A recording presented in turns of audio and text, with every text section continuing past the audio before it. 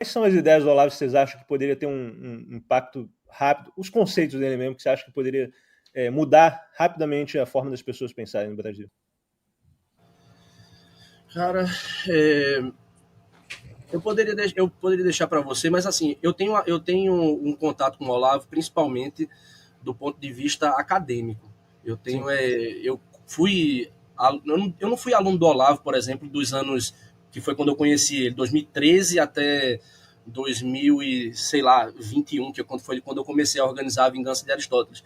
Eu simplesmente escutava aquilo que ele falava do que o pessoal pegava os recortes do COF e jogava no YouTube. Então eu escutava Uhum. aquelas coisas ali, acho que o Nando Moura divulgava e outras figuras.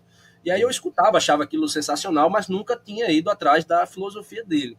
Quando eu Uhum. fui buscar tudo isso, aí realmente eu enveredei para uma área mais acadêmica. Então eu tenho até certa dificuldade de dizer assim, uma aplicação mais direta do que, por exemplo, seria alguma das ideias filosóficas dele, é um caso real. Mas deixe-me dar um exemplo do que eu estudo, que seria a teoria dos quatro discursos, né, que é associada à filosofia aristotélica, que basicamente ele estuda a teoria, os livros do discurso aristotélico, que são a poética, a retórica, os analíticos e os tópicos, e ele vê que há um grau em cada discurso. E um livro recente que a gente organizou, por exemplo, o Horizonte de Consciência do Brasileiro, é um livro voltado para a ciência política, mas ele usa a teoria dos quatro discursos num determinado momento para análises políticas. Então, ele explica, por exemplo, que a análise que ele fez na década de 90 de que a esquerda estava em ascensão e que iria assumir o poder no Brasil, a esquerda radical associada